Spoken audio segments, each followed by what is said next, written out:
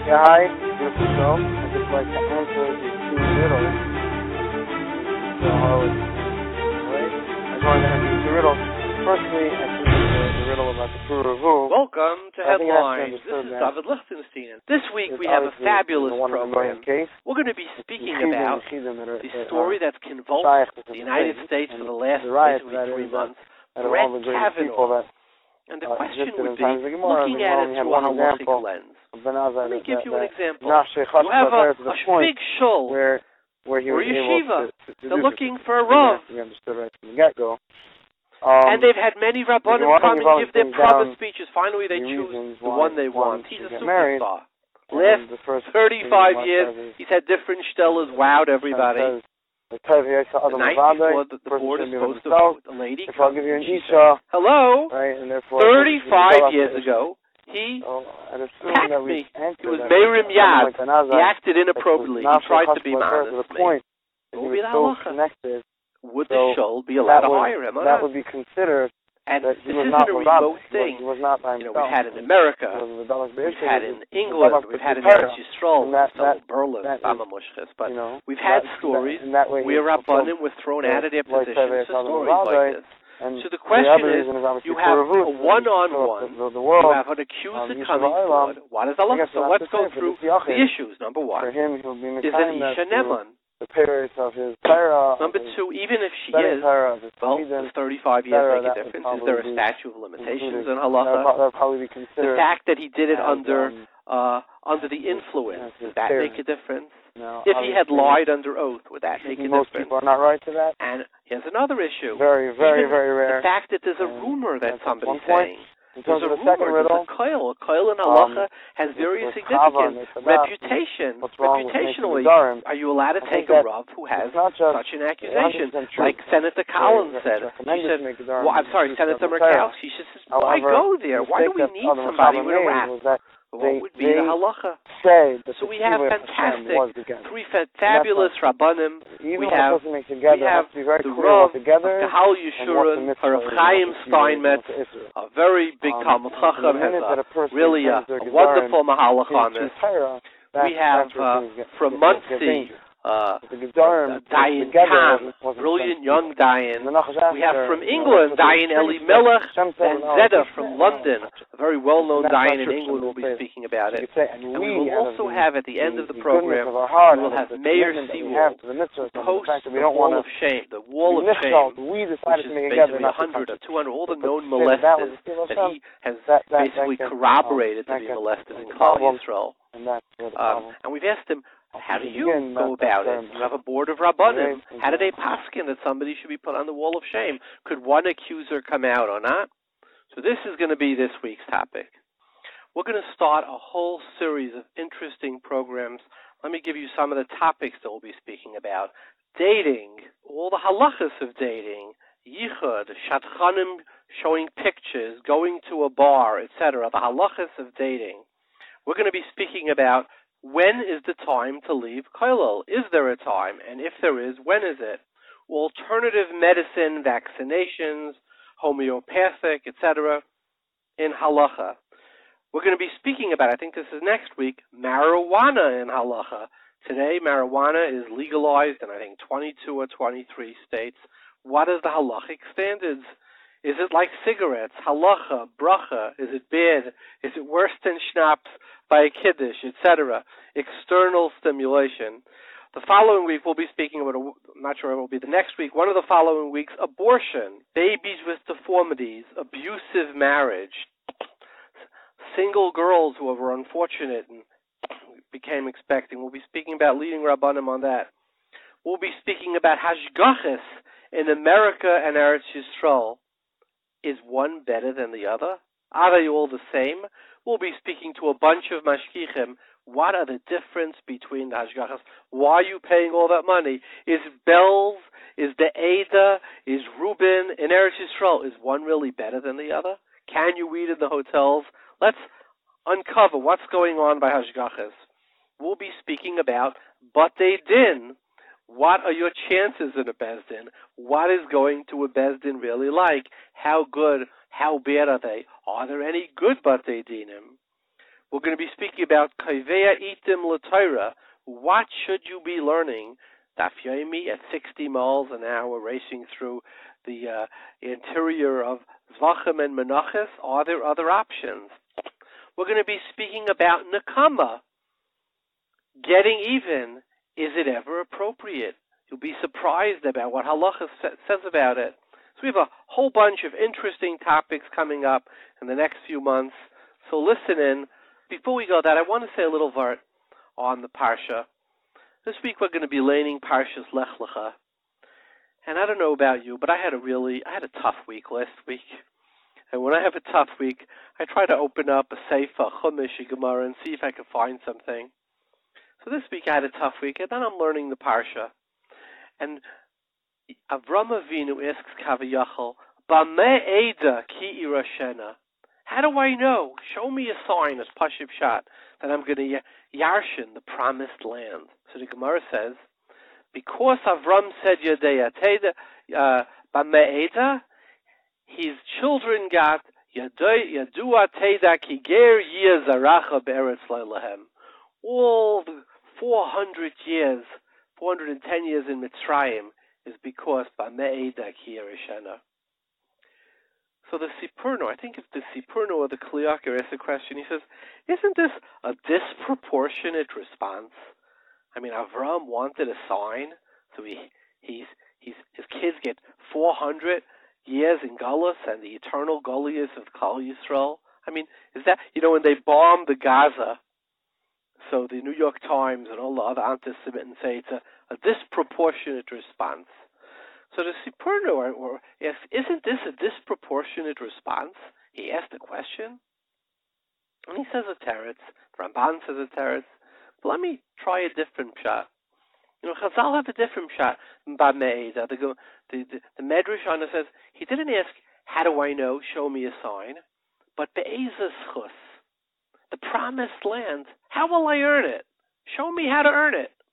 I don't want it as a present. I don't want to go into the promised land as a present. How do I get to earn it? There's what's Avram saying. I don't want to be the son-in-law who got the job by his father-in-law and he's on payroll. Doesn't matter. He shows up. He doesn't show up. Okay. He's the son-in-law. Don't ask questions. Send him the money. The kid who yarshins his father, Shtella. That's not what Avram Avinu wants. Avram Avinu wants to own it, Chazal say. Bameh Eda ki irashena. He says, be'ezah schus, how am I going to earn it? So according to that Medrash, what is the answer? You know how you're going to earn it? You want to earn it? Avram Avinu, you don't want to get it as a gift? You really want to earn it? You want to own it? You want it to be yours? You know what they say? Right adam bekav shaloi yoseh mites kavin shel chaverei. Do you know that? Except for England, the United States is a meritocracy. We respect somebody who earned their position. They earned their chachma, they earned their Torah, they earned their shtella, they earned their parnasa, not somebody who got it through nama de chisufa. So Rabbi Shalom says, oh, you want to earn it. You know what the answer to that is? It's got to be gullus. If you really want to own it, you're going to have to struggle to own it. Owning things doesn't come easy. I saw a story. A guy said that he was driving his car, and he stopped. There was some place in the Midwest, long distances between cities. And he picked up a hitchhiker. And the hitchhiker appeared pretty bedraggled, poor, bedraggled. Put a big smile on his face. He picked him up and driving, and the owner of this nice car turns to his bedraggled hitchhiker, and he says, tell me a little bit about yourself. She says, oh, me, my father died when I was young, and I never really had a chance to go to school. So I had to take, even though I'm a pretty smart guy, I had to be a blue-collar laborer. I worked really hard. I never made much money.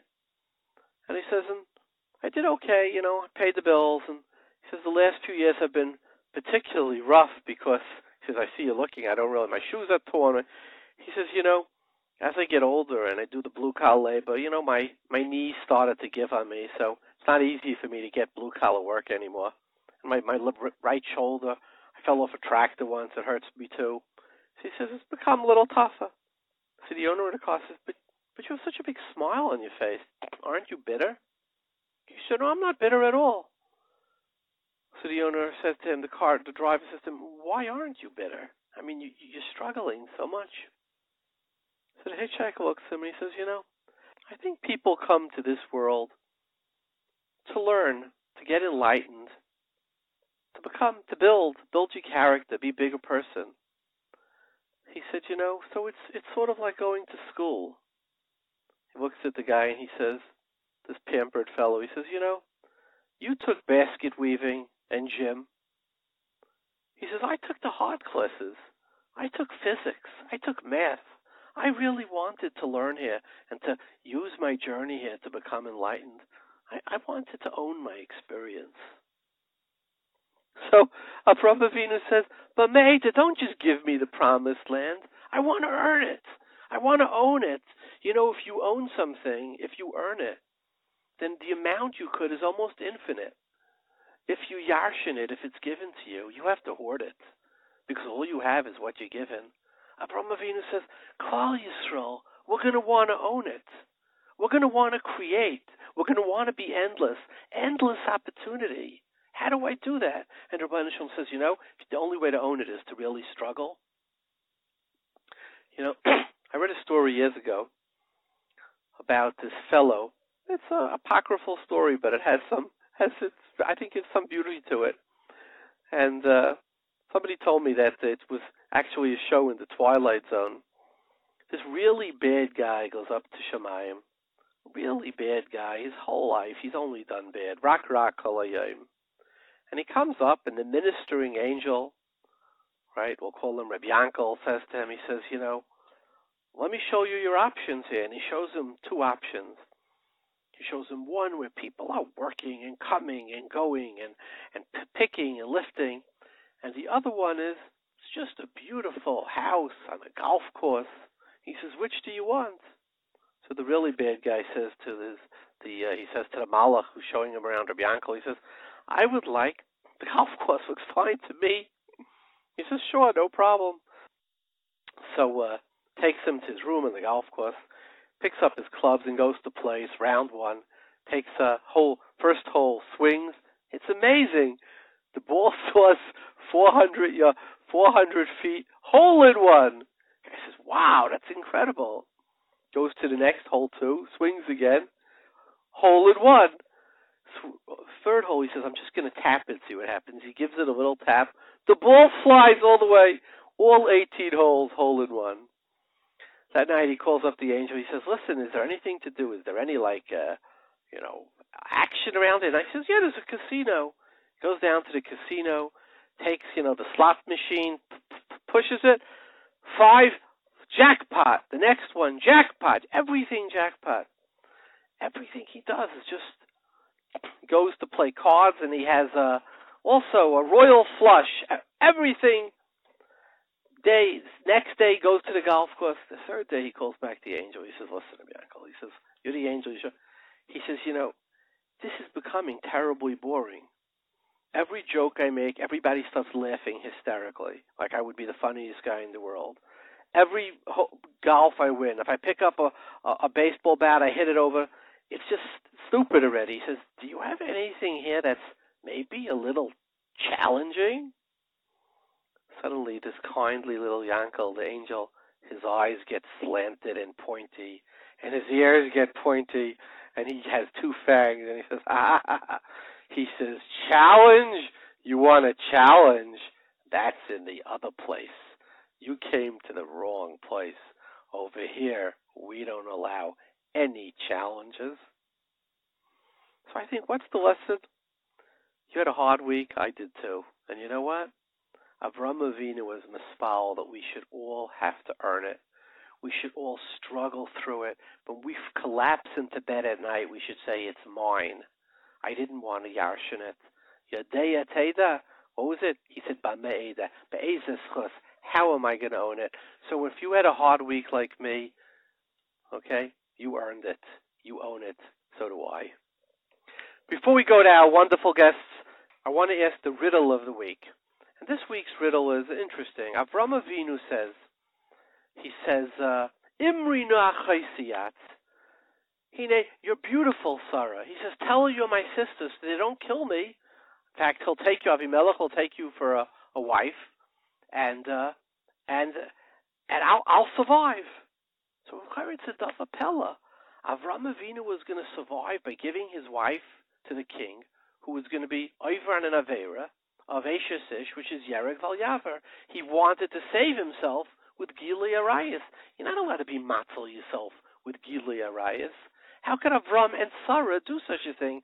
In fact, I'll tell you that there's a tshuva from the Noda B'Yehuda in Yeridea, Madura Tinyanasim in Kuf Samach Aleph, a well-known tshuva, where I think he says it's with the Bais Yankov. He disagrees with a Bais Yaakov, a tshuva's Bais Yaakov. What was the story? There was a group of men and women. They were traveling. This is in the medieval times. And Noda B'Yehuda lived almost 300 years ago in Prague. And on the road, a group of highway robbers attacked them. And they said, we're killing you all. We're taking all your goods. And he says there was one beautiful woman there.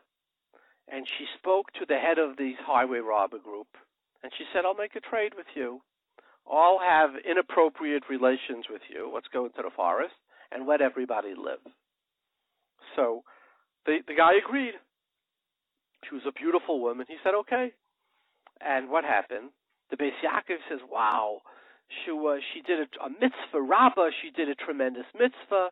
She saved everybody by sleeping with the enemy, so to say. And the Noda B'Yehuda screams. He says, how could you do that, says the Noda B'Yehuda. Ein misrapin barayis. You can't save yourself with Gilui Arayis. So my riddle to you is, what is the difference between what Avram Avinu did and this seemingly comparable case of the Noda B'Yehuda, where he says, if you matzal yourself by Arayis, you're over on one of the Gimel Chamuras. That is the riddle for this week. Before we go to our guests, we want to give the award. The listener of the year is Chaim David Ackerman from Pana Meiris in Yerushalayim. We have lots of fans. This fellow calls almost every single day. So Chaim David Ackerman, our number one fan, the person who has called more than anybody. We get thousands of calls. He has called more than anybody. Pana Meiris, you win the award. Let's go to our guests. We have the honor of having with us on the phone Rabbi Chaim Steinmetz. He's the Rav of Kehilath Jeshurun, otherwise known as KJ, and with 1,000 or 1,200 members, it's one of the probably two or three handful of largest Orthodox shuls in the United States. He's a musmach of Yeshivas Rabbi Chanan. He's a Talmud of Hagoyin Ramoshe Shapiro, Zecher Tzadik Levracha. Welcome, Rabbi Steinmetz. How are you? Welcome. So, Rabbi Steinmetz, the United States was convulsed for a 90-day period with the election of Associate Justice Brett Kavanaugh. And we, in this program, try to look at everything through the prism of Halacha. So let me say, you have a Rav, he's about to be elected he gave his Stella, his Praba, his speeches. After a long selection process, he's about to be elected in some big congregation or a small congregation. And the eve of the election, a woman comes forward and she says, 35 years ago when he was in high school and I was in high school, he assaulted me. Through the prism of Halacha, you're one of the board deciding this. What would you say? Yeah, this is a difficult question. First, if I can just really make sure I put in a disclaimer here, which is I have no interest in discussing issues that have been discussed in the political realm in a direct fashion. Obviously, we have to deal with issues like this, which are issues of credibility. There's major halachic issues that are involved here.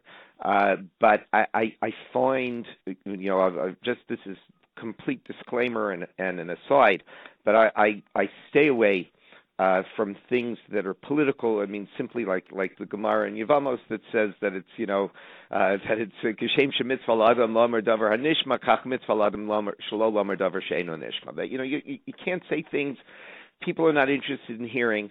It's the way you look at America, and unfortunately B'nai Torah are part of this too. is, the Gemara talks about that a Sanhedrin that's kula mechayvim, that everybody is mechayev the person right away. So we say pochernoso. We say we have to give the guy another day. Pochernoso probably means you have to give him another chance. And the idea is that if everybody's already had their mind made up, then they really haven't looked at the case carefully enough. And I find with American politics, one of the amazing things about this past issue is that all the Republicans thought one way and all the Democrats thought the other way, even though they're looking at the same facts. And one has to wonder, why is in other words, why is everyone all of a sudden jumping to a conclusion? Because they've already have preconceived notions. So I try to avoid these discussions, but this is a serious issue.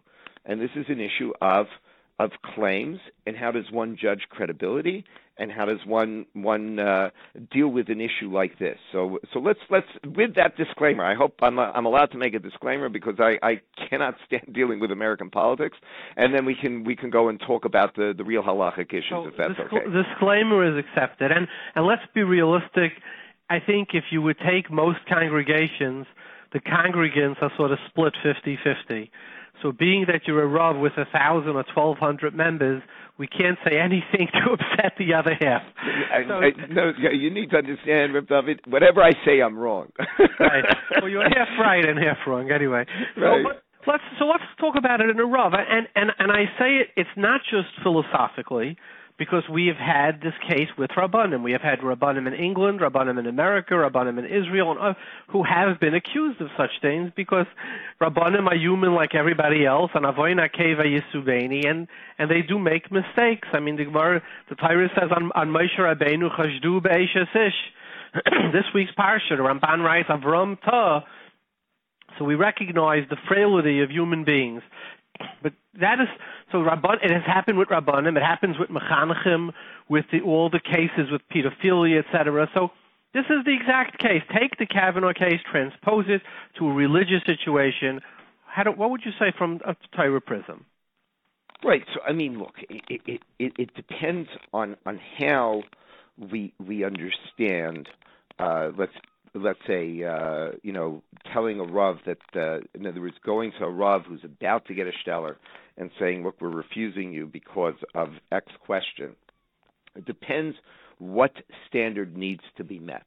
In other words, in a Bais Din, and even in a Bais Din, it's a real question nowadays.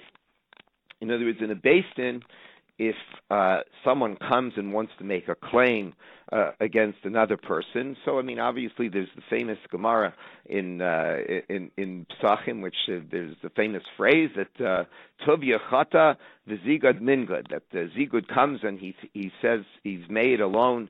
The Gemara Daf Kuf Yud Gimel. Right, Daf Kuf Yud Gimel. So he comes and he offers Eidus against Tuvia, and instead he's the one who gets hit because you're not allowed to Al-Tashas Eid Echad, that you're not allowed to have an Eid Echad coming forward. So if it's a judicial standard, so then generally we only have two Eidim. Now the problem is that even in terms of a judicial standard, let's start first talking about a judicial standard, then we'll talk about what the Chafetz Chaim has to say about that in terms of Hilchos Lashon Hara. But let's start with a judicial standard.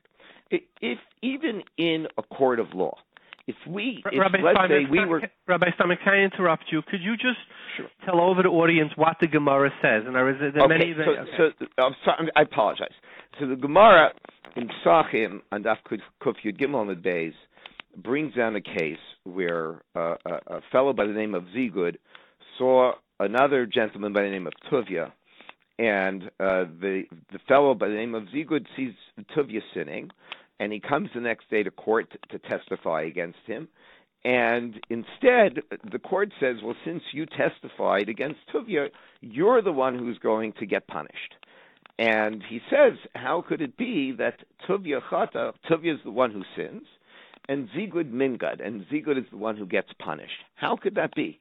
And the reason is because the Torah says that you're not supposed to have a single witness come to claim the criminality or the criminal action of another person. And therefore, the single witness is not allowed to do that. And that's why Zigud is the one who gets punished, who gets flogged, because of him testifying individually against Tuvia. By testifying individually, it really is just an act of Lashon Hara. It's just an act of simple gossip. But there's a couple of qualifications. If we're going to start with Kuf Yud Gimel Bais, and it's actually a great place to start. There's multiple qualifications that need to be made. First of all, let's start with the most obvious. If we were going to create a halachic state today, how would we relate to evidence? Would we say that you can only convict a person based on 2 Eidim? This is an issue that's really already found in the Rishonim, already the Drashas Haran. There's a famous Drashas Haran, the 11th Drasha, where there's an awareness. This already his Rabbi, the Rashba. There's a Tshuvas HaRashba, which is in the 3rd section of the Tshuvas of the Rashba, where the Rashba says that if we followed the rules of Torah in terms of evidence, then no one would ever get punished. Right, and I think the Bais Yosef in Shin Pei Ches in the Torah brings it. So it's brought halachically that Rashi. Right, no, this is a serious thing. And then the Drashas Haran he says coming. You would be machriv the olam. I think the lashon of the Rashba is you would be machriv the olam if hamidu el din Torah. Right, ninsa olam charetz. Yeah, I happen to have written it down. This is one of the fundamental questions. In other words, what happens if you decide to create a judicial system that's going to require 2 Eidim? Then you're not going to have a judicial system. And this, of course, becomes an issue after the creation of the State of Israel. I mean, even Rav Kook is starting to think about it. There's another one, Shimon Federbush.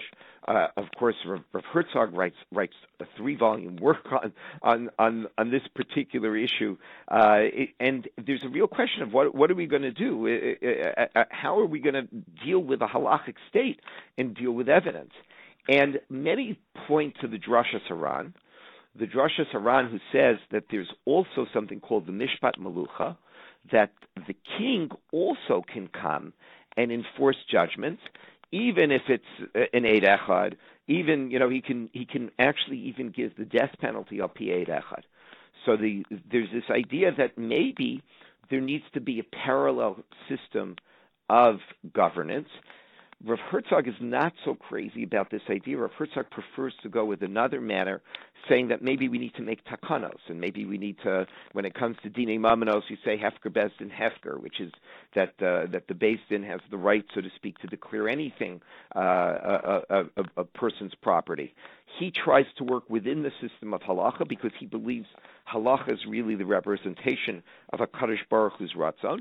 But the Drashas Haran is willing to say that, you know what, there's law that's important in terms of truth, and then there's law that's important in terms of maintaining political stability. And the Melech is entitled to enforce law that will maintain political stability. So even starting with if we start with this Gemara and we say, you can never ever use an Eid Echad, the truth is already in the Rishonim they're saying, well, you can't even have a court system unless you can somehow accept an Eid Echad. So there's number one, that exception. But then let's go to another exception. But respectfully, Rabbi Steinmetz, notwithstanding the fact that the Bais Yosef brings it, you don't find it used in the Tshuvas Sfarim, the acceptance of an Eid Echad to passel a person, right, is not. I mean, if you search 1,000 years of responsa, you're not going to find it. So I'm not into parceling. I cannot get to that point. I mean, we can talk a little bit to that, and the idea of one against one is a very complex issue, and truthfully, it's not just in halacha. Any legal system that wants to preserve the rights of the accused is not going to immediately just take anyone's accusation. I mean, we'll talk maybe a little bit about why there is a certain additional value to a woman's accusation, which at least to my mind, I think that there's an additional value. What I'm talking about is just dealing with the fundamental issue. Do you need to have 2 Eidim? And the answer is that, and this is the Rambam, and this is the Ran, that if it seems probable, an Eid Echad alone is enough. So, in other words, you're right. In other words, do you have a tshuva where one person comes forward and can passel?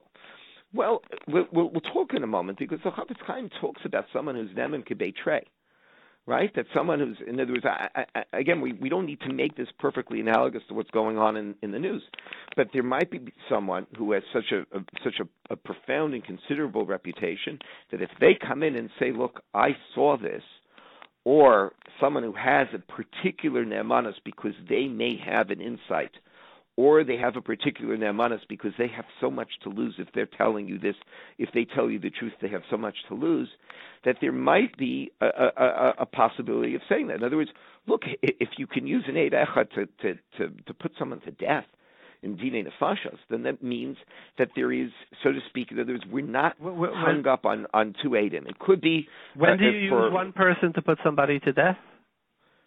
That's the Rambam. The Rambam says a melech can put someone to death. Well, but a melech, I understand, but a melech is sort of...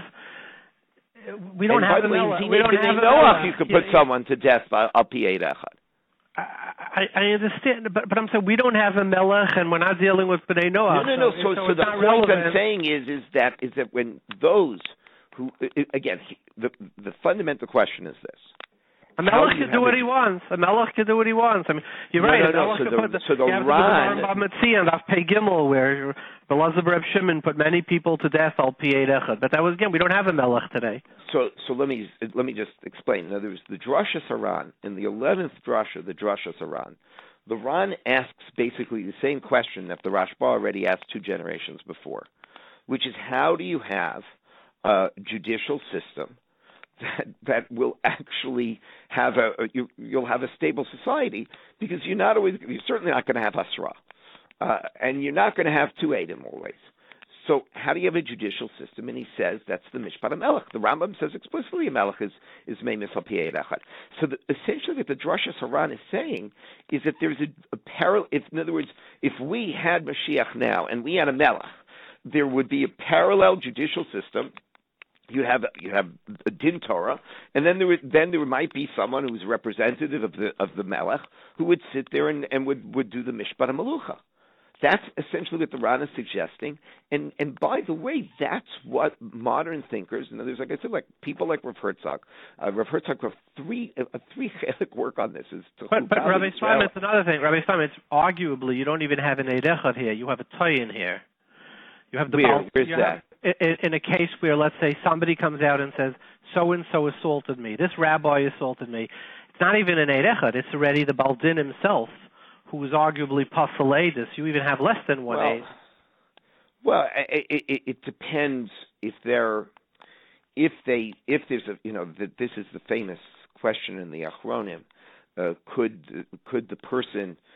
could someone who is being a murder victim testify against the murderer? And there are achronim that seem to say, Rav Zevin brings down several achronim that seem to say. But I'm saying the crazy placey and right. So in other words, here is this avera. In other words, if this is an avera ben adam lamakom, so even if it happens to have been perpetrated against me, then you're not a toin, then you're not an ogei bedavar. Then you're allowed to be made. In other words, if it's truly an avera ben adam lamakom, and it depends, you have to decide whether this is an avera ben adam lamakom. Then in other words, and we're not talking about dini mamanos. I mean, there may be room to say. Again, I don't want to get into the specifics yet. First, I want to sort of set the table. Let's set the table. The table is that if you look at the idea of 2 Eidim, and you say, well, how do I apply it to a judicial system today? There are people who say, well, we couldn't have a criminal justice system if it only functioned with 2 Eidim, certainly not with Hasra. And so there are those who say that maybe we have to be inventive, and they look to the Drashas Haran, where there's this concept of Mishpat HaMelucha, where you need to have almost a different set of values, or a somewhat more expansive set justice to enable society to properly function. So I just wanted to say this is really like a quick disclaimer, which is but look, this is we have this best in Mak and Shalom and HaTorah. I mean, you have, but it's so many. Again, Rabbi Steinmetz, I agree with everything you're saying with one caveat. It's practically not in Choshen Mishpat, not in a Chaim where it's discussed slander against somebody, not in Even Ezer and Siman Yud Aleph where it talks about an Isha Chashuda. So it's like, it's a very outlying. It's a very outlying. Wait. Isha Chashuda Dafka is actually very. I mean, when we get the color of a pasuk. No, I'm just saying this Ran is not. My point is that the Ran is an outlier opinion, as is the Rashba. No, granted that it is such an. You don't see it in the body of Shulchan Aruch. But because when was the last time that a Bais didn't actually have to do Dinei Nefashos? Of course, you're not going to see it. I understand that. But if we had Dinei Nefashos, the Ran is saying, Lu Yitzuya, we had Dinei Nefashos. And that's what I'm saying. In other words, if you look at these authors, Rav Kook, I mean, granted, they are religious Zionists because they're interested in thinking, well, what happens when Mashiach comes and we actually have a state to run? But if you look at Rav Kook in the Chuvas, if you look at Rav Herzog, if you look at, there's another Rav by name of Shimon Federbush, there's a whole bibliography of authors who sit down and say, the Ran is the only solution to maintaining a modern state al pi divrei Torah. This is the only solution. But we're not talking about now. It happens in Manhattan. There's a Rav, so you're not talking about the state of Israel. Right. But so let's start with. Let me just. In other words, I just want to. What I would want people to understand is that it says in the Torah there's 2 Eid, and that's the end of the story. It's not the end of the story because those who have to deal with. I mean, look, the Ramah in Choshen Mishpat brings down a takanas hakadmonim that a woman can be made. Yeah, and it's used halacha. A woman can offer testimony. And that is used halacha. Of course, it's used all the time halacha. Yeah. And the point is, and that's, by the way, the perfect analogy. In other words, there's a recognition the judicial system will grind to a halt if you can't have a woman being made on something that only women saw. Yeah, but Ramah does not say you could use it Eid Echad, interestingly. It's not in that particular. But the point is, what else? In other words, the point I'm trying to make is, halacha understands that you need to also, in other words, everybody, in other words, Tinoko shall base Rabban understand that you have to have 2 Eidim. Very nice. But there needs to be an understanding that that's not always so pashut when you have to create a judiciary. And that's the first thing I just wanted to say is that, already it's well entertained that, maybe other forms of Neemanus, other forms of belief are possible. Now, also going back to the Gemara and Kuf Yud Gimel. So, of course, you have the Chafetz Chaim. So the Chafetz Chaim talks about the possibility that if there is a chote, and he brings this from Rabbeinu Yonah, that actually you can go to your Rebbe. First of all, the Gemara says is that it's mitzvah l'sanoso. If you see the guy doing the avera, right? If you know that this guy did something wrong, and if, let's say, whatever the mitzvah of hating Rishayim, sinas Rishayim is, you should hate that Rasha. Okay, that's the Gemara.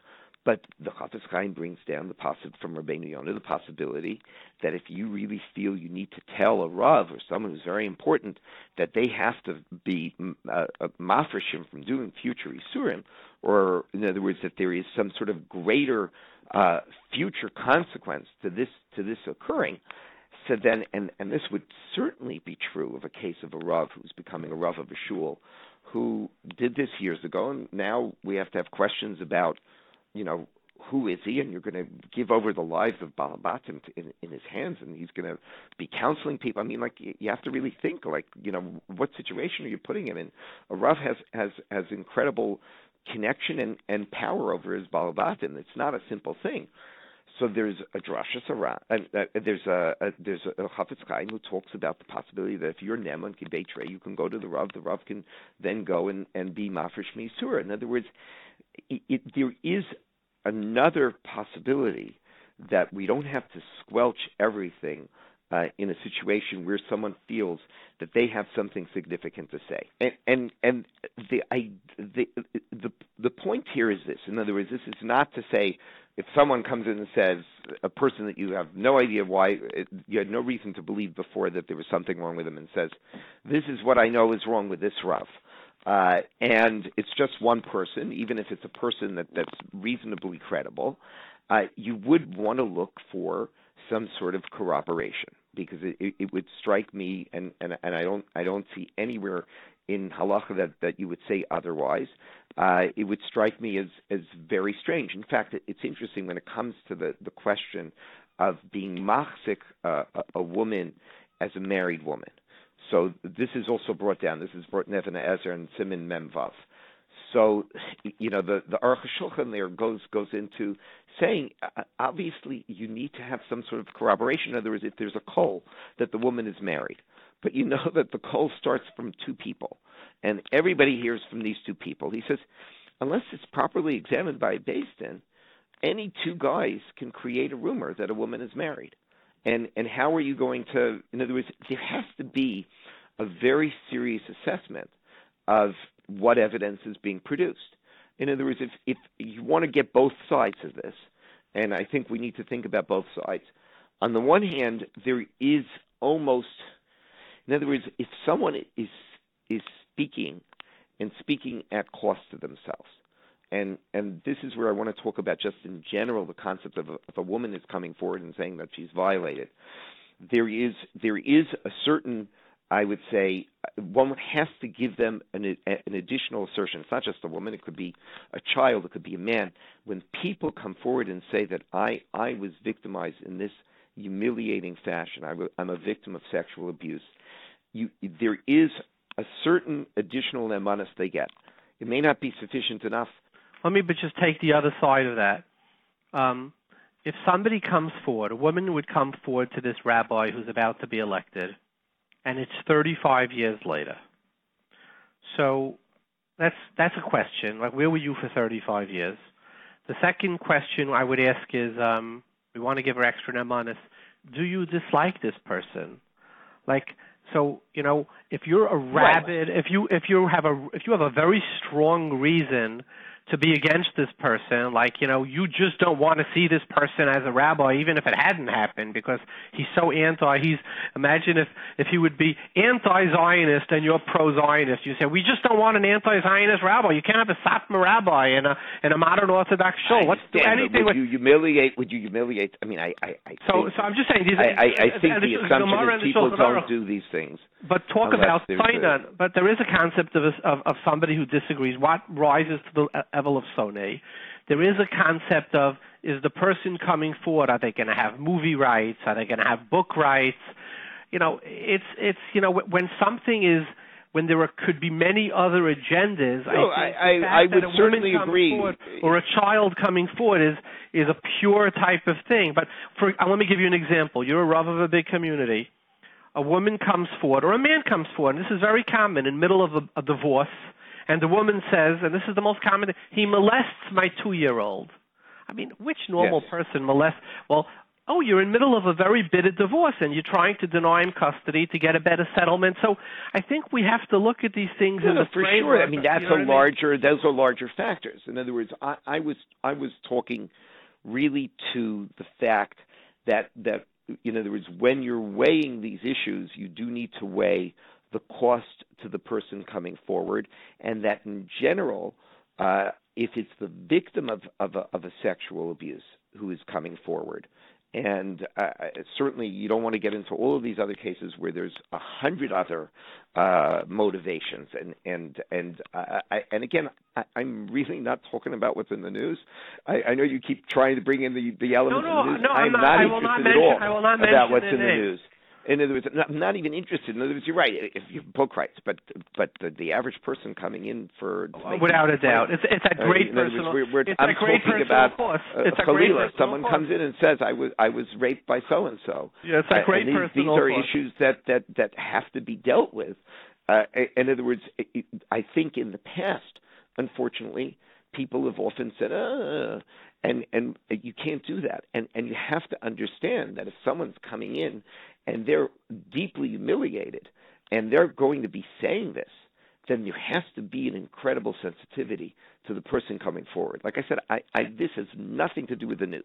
This has to do with everything with the core issue. You're right. The case in the news has several hundred other factors. Every political commentator has come up with 700 different theories. I myself, I wish, there was everyone has everything refiltered by 400 different filters. I don't want to get into that. Well, Rav Steinmetz, thank you for your most thoughtful insight to it and really giving it a whole new dimension with the Tshuvas Iran. And as always, it's an honor to have you on with us. Thank you very much. We have on the phone with us Rabbi Avrohom Khan.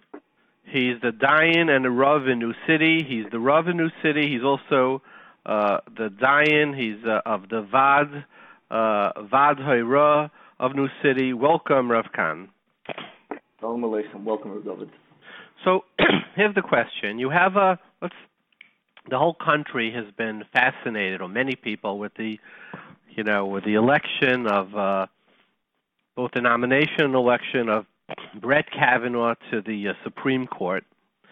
And almost immediately before the vote, a woman came out and she accused him of attempting to physically attacking her and attempting to basically be ma'anis her, for lack of a better words. And she was successful at escaping, and she accused him of such. And since we'd like to turn things into see how the Torah would view such a thing through the prism of halacha, let me give you this case. You have a Rav. He's about to be nismana on a big shtela, a similar thing, a big rabbanus. And he did trials, and he gave, drushes, and all kinds of probis. And a week before they're supposed to vote on it, or a day before, a woman comes out and she says, 37 years ago, when I was in high school, he attacked me. And then they didn't know what to do. What's the Torah view? How would you address something like this? It's a good question. By us, we have there are two parts, I think, of the question. Number one, somebody who we know for a fact did something many years ago. Does that passel him from becoming a Rav? Does that passel him from having a position in Khal Yisrael where he's going to be recognized as someone chashuv? And then the second question is, how do we deal with allegations? When somebody, that was more the case by Kavanaugh, how do we deal with an allegation that somebody says something happened 37 years ago? And I think there are two separate questions. If it's 100% true, there's no question, he agrees.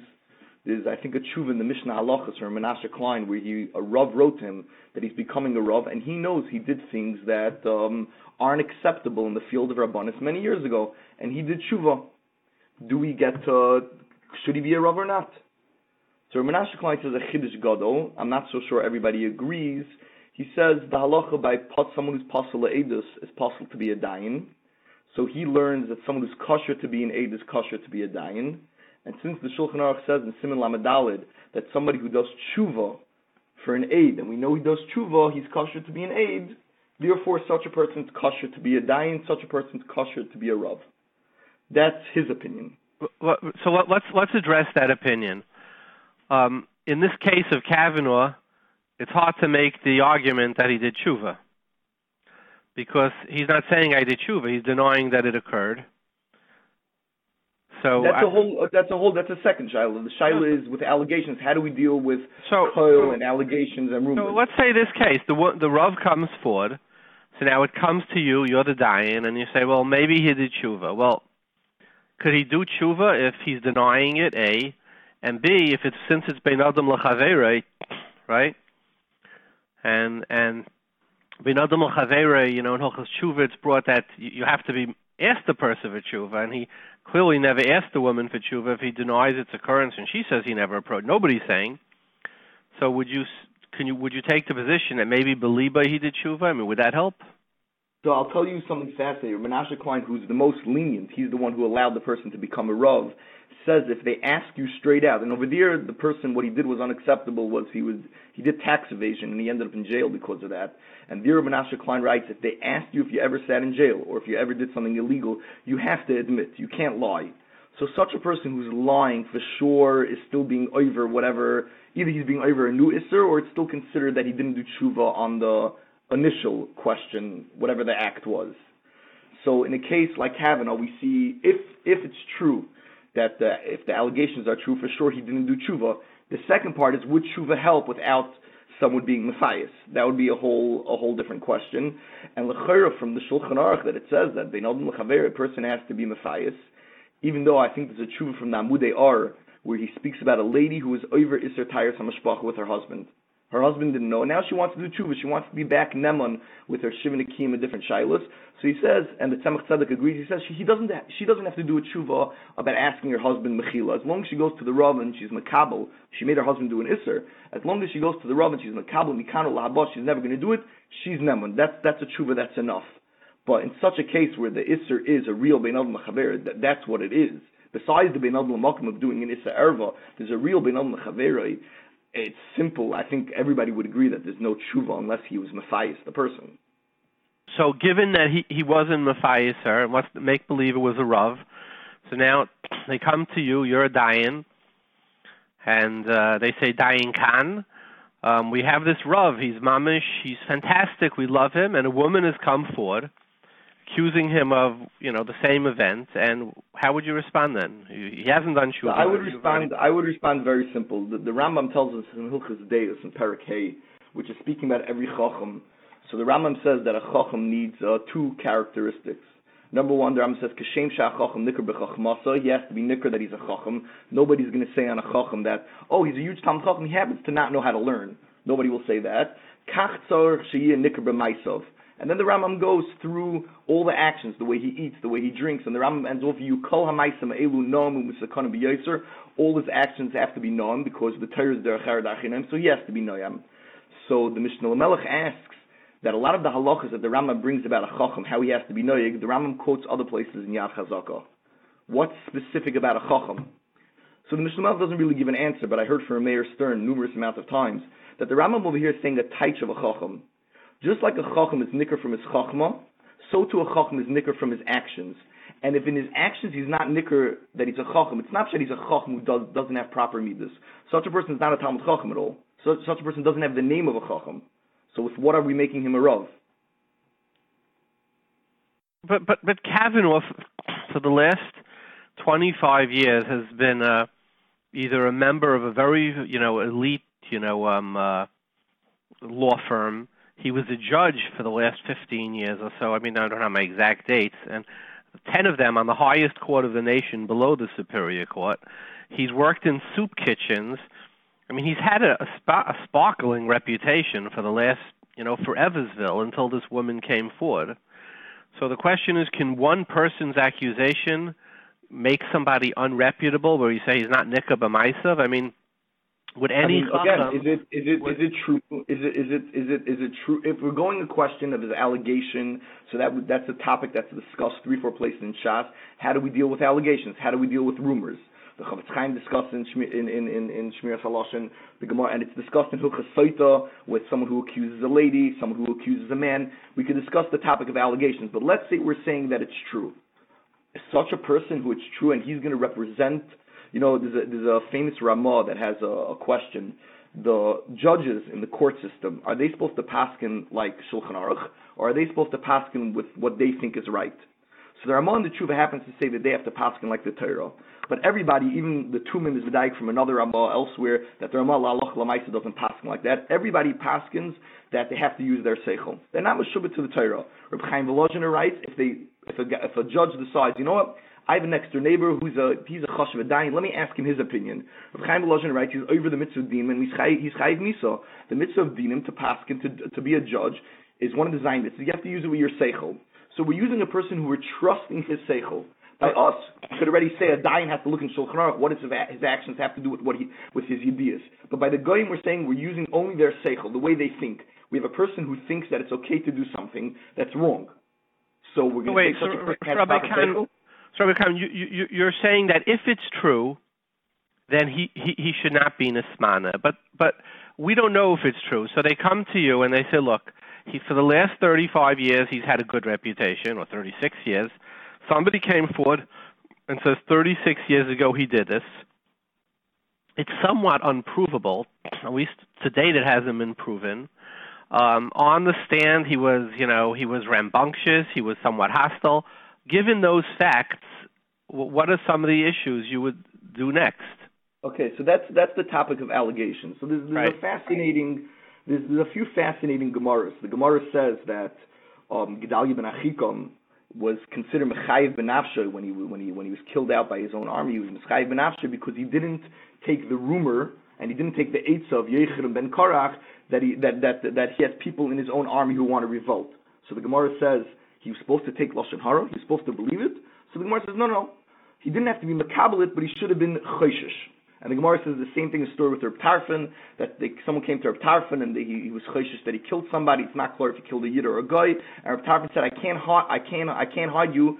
And it seems like Reb Tarfon was makabel. So Rav asked, how's Reb Tarfon makabel lashon hara? He says he wasn't makabel, but he was choshesh.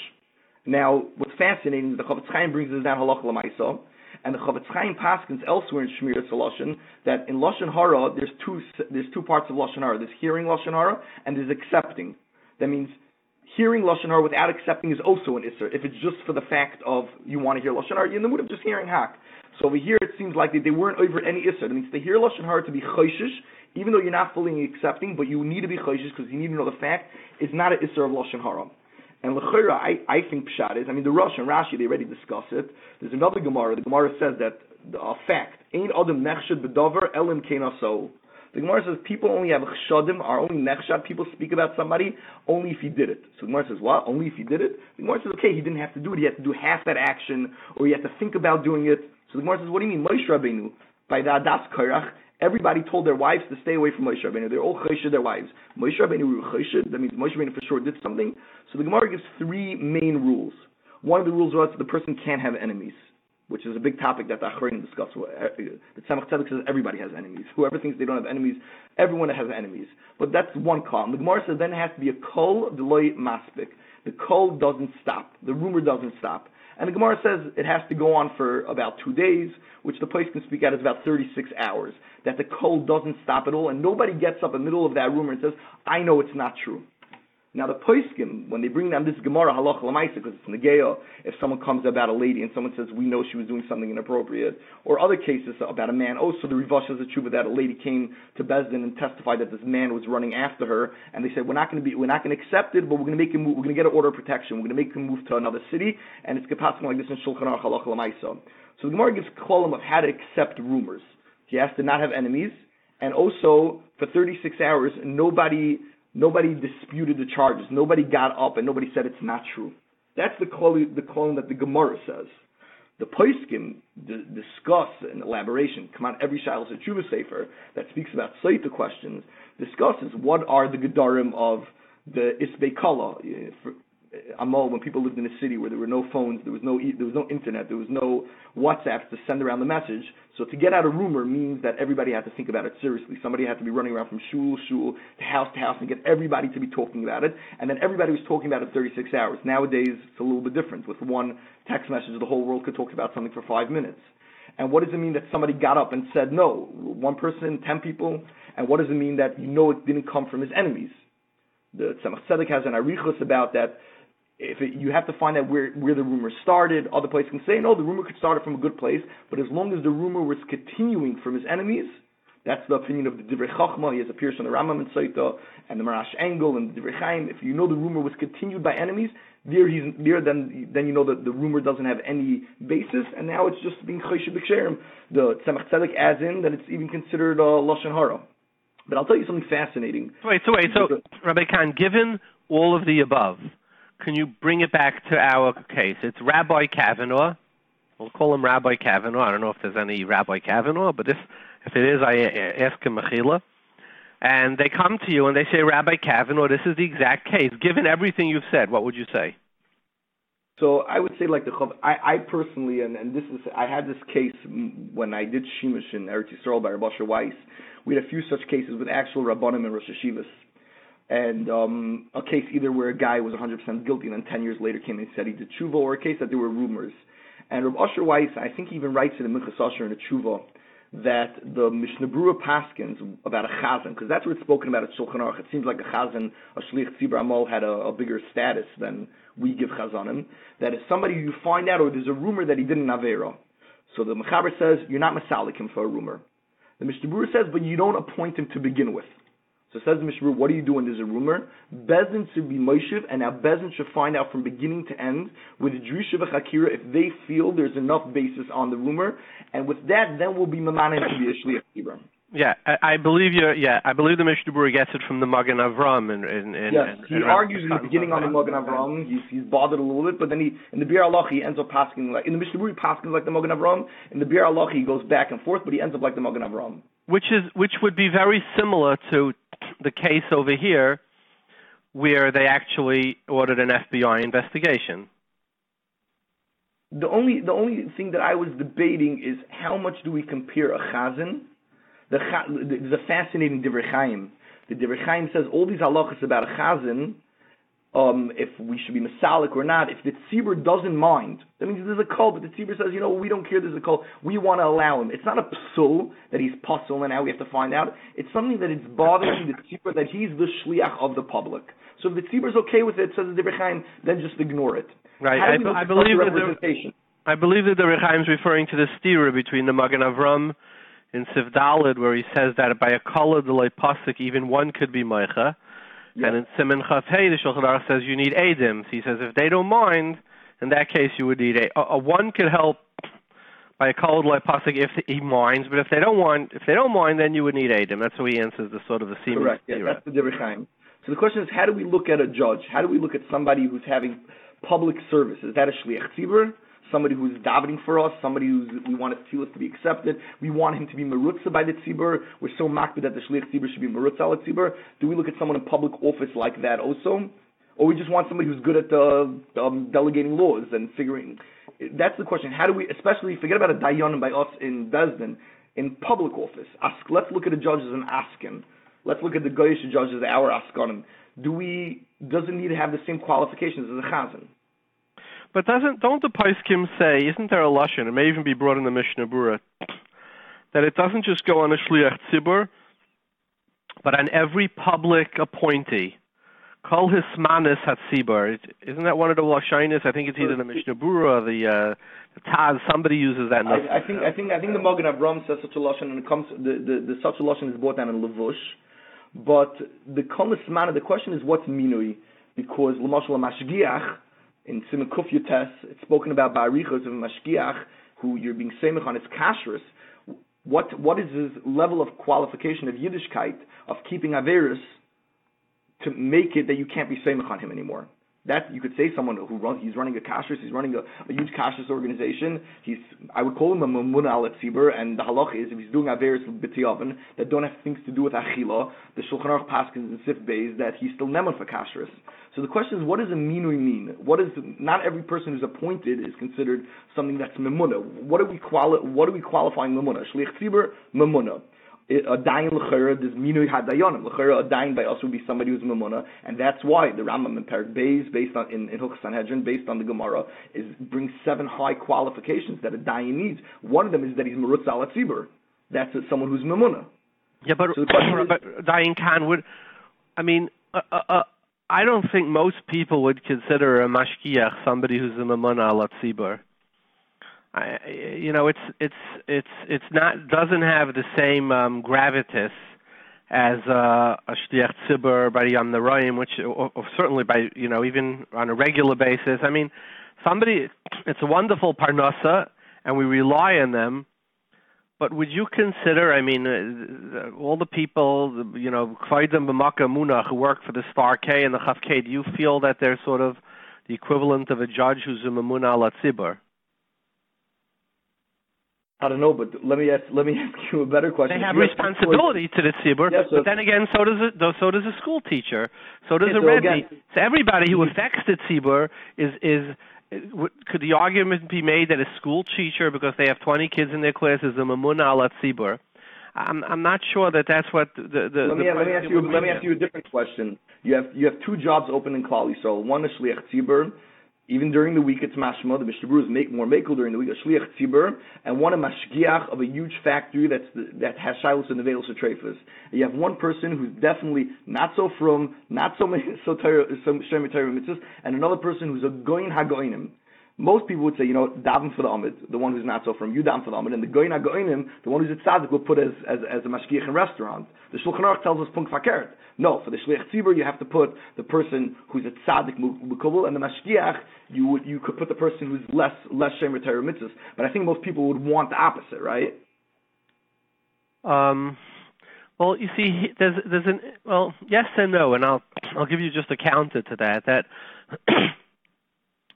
that people could do a lot of isurim and still be a neman on their job, right? Like a person could be chashed al arayis and be very serious as a mashgiach in a restaurant, takes it really seriously. Whereas a minui atzibur, where you're sort of, where the shliach tzibur says, shluchei amcha Yisrael, person would say, look, he could do a fantastic job in his bakery as the mashgiach, but I don't see him as shluchei amcha Yisrael to represent me. I think a mamuna al tzibur is somebody really who sort of represents the community, where somebody who's doing a job for the community. I don't know. I'm just telling you a possible. Ramosha says a little bit like what you're saying. Ramosha in your Eid Echad Aleph Siman Aleph, right in the beginning, he discusses what's pshat. A kol on a puzzle for edus is not enough to passel the Eid, but a kol for a saita is enough to passel her on her husband. So Ramosha says like this: the etzem edus. It's a chiddush. This is Ramosha's lashon. It's a chiddush that a gazlan's puzzle for edus. It's a huge chiddush. So because he stole, he's not never to say edus on something else. Okay, but the Torah was mechadish this chiddush, so we believe it. But to add another chiddush that a kol also passes him, that we're not going to do. Masha'inkin, a lady to her husband, says Ramosha, be'etzem any chashasha passel her on her husband. It's a chiddush that we need edus. So there we're going to accept kol also. So the question is, what's the starting point? So my question to you is, let's go back to this case. You have Rabbi Kavanaugh. He had a wonderful reputation for 35 years. A woman comes forward. Rabbi Kahan, how would you paskin? How do we address this koil? Do we take it seriously? Don't we take it seriously? Does a koil need Eidim to start it? Do you say that since the Democrats clearly don't want this, they say Schumer said, I will do everything in my power to stop it. It appeared at a very funny moment in time. Do you say, look, it doesn't have Eidim, it's suspect, or do you say, if this was and where this is very common, or I shouldn't say very common, but it's somewhat common, you have somebody, he's accused of pedophilia. And who is it? It's a rumor. Well, do we keep him as a Rebbe or not? Now, somebody's going to say, wait, it's so this Rabbi Kavanaugh Shiloh could be easily a Shiloh with a pedophilia Shiloh. They bring it to you. How would you say, what's the koil we respect? What's the koil we disrespect, and we continue the other person? You could be destroying this person's parnasa, which is a lot of people say. How would you try to box it?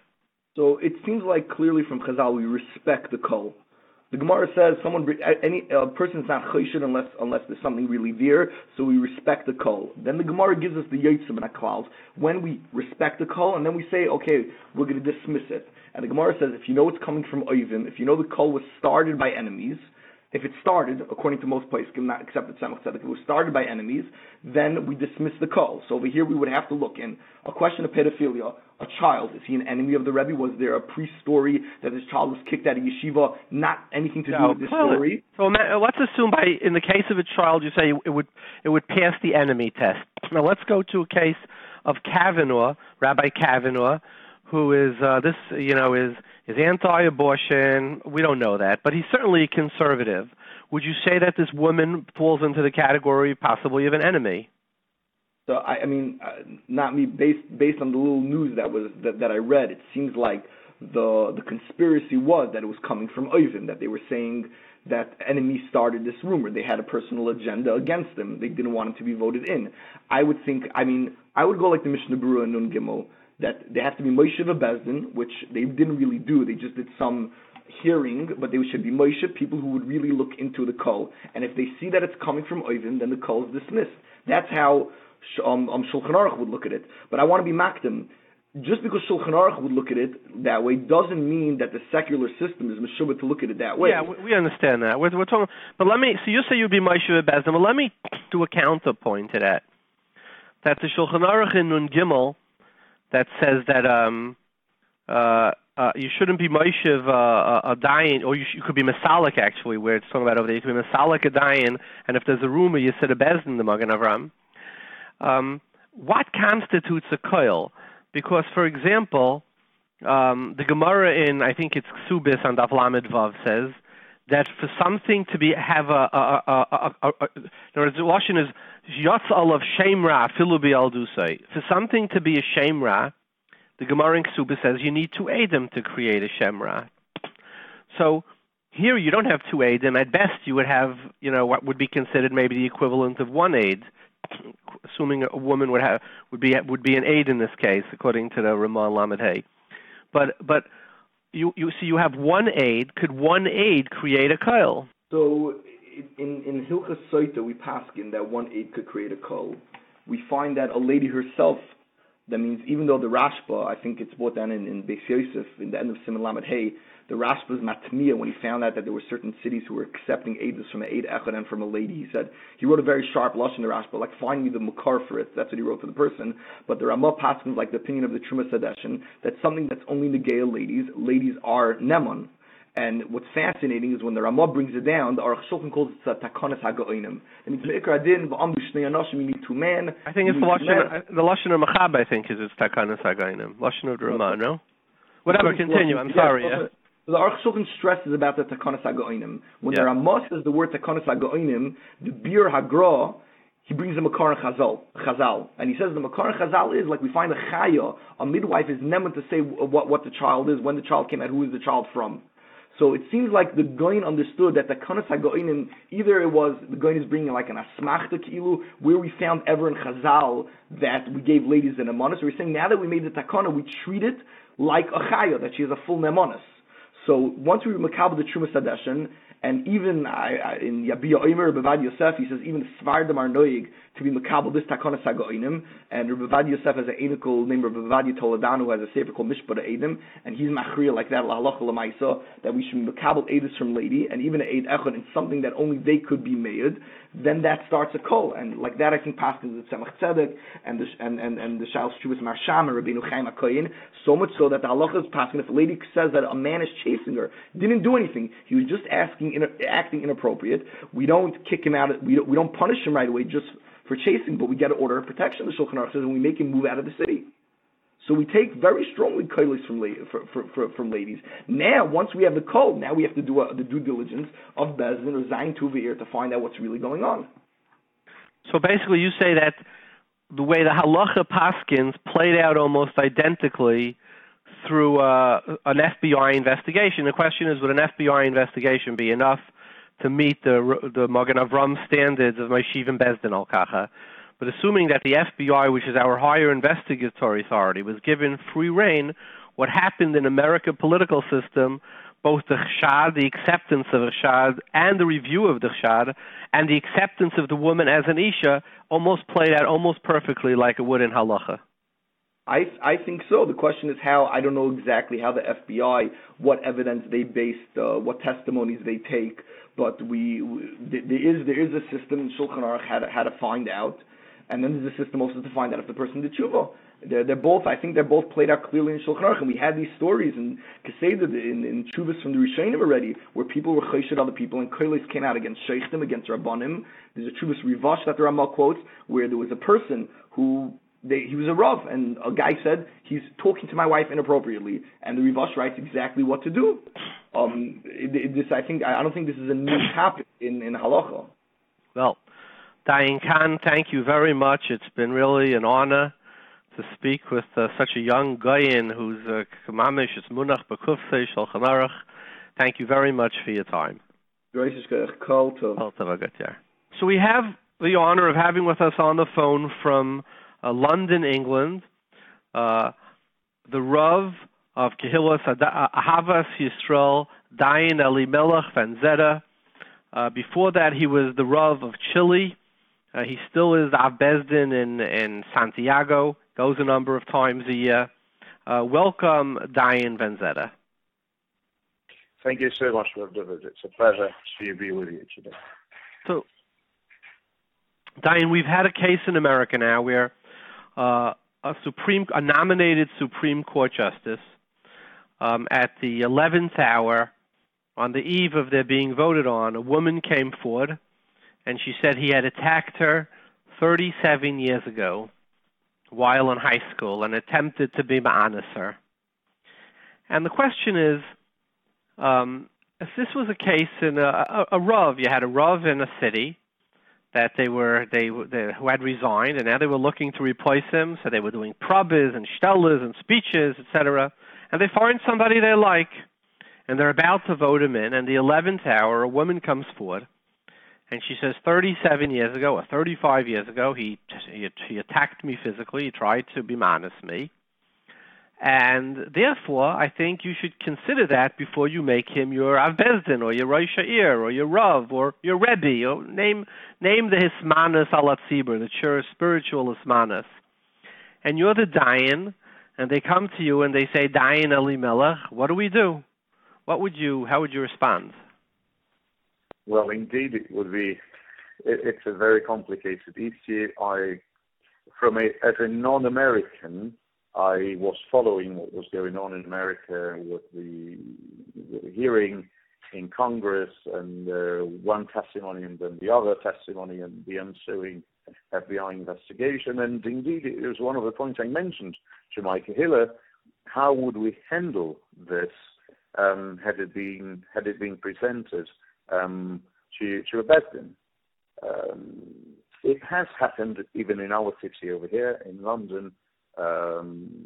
It has the situation you're referring to, not exactly with those details, but it has happened over here, as it has in many other cities in the Yiddish Welt. And indeed, it's a tricky situation because on one hand, we have an allegation that comes, from 30-something years ago, and halachically we have no statute of limitations as opposed, to secular law.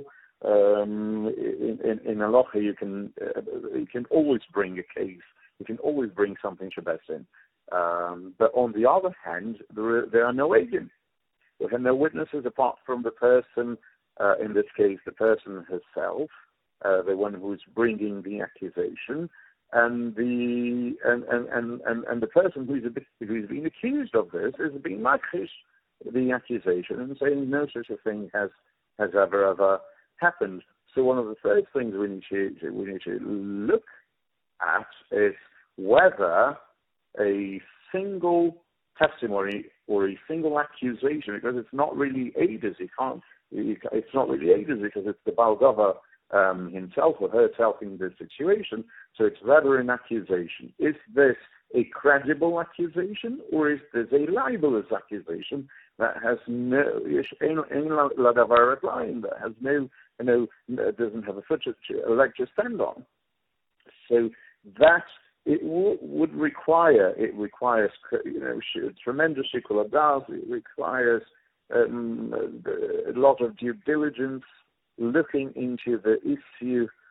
It is something that would certainly warrant some looking into the issue. We can't take, and I'm not disputing the validity of the accusation at all, but we can't necessarily, given the circumstances, we can't simply take it on face value and say, okay, if you're accusing this person of such a terrible wrongdoing, we're simply going to listen to what you're telling us, heed your words, and not appoint this person. It would require some looking into. And there's a Tshuva the Rashba Chele Gimel. Rabbi Yosef quotes it in one of his correspondences, a very interesting correspondence with Rav Shraga Feivel Cohen from New York, and Rav Shraga Feivel Cohen was asking Rabbi Yosef whether whether there was a problem of Mesira in reporting abuse, child abuse or abuse of other sorts. If there was a problem of Mesira. And Rabbi Yosef responded... You need Raglayim. I believe he says you need Raglayim Ladavar, doesn't he? Oh, that's the conclusion. That's precisely the conclusion of his letter to Rav Shar Cohen. He says it must be something that has a Raglayim Ladavar. If it doesn't have Raglayim Ladavar, then we don't know. It could be one of the examples he brings there.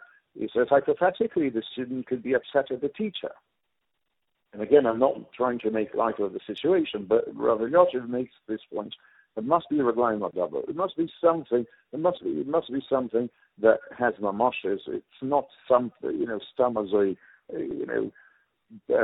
rumor. But it's certainly something that can't simply be dismissed.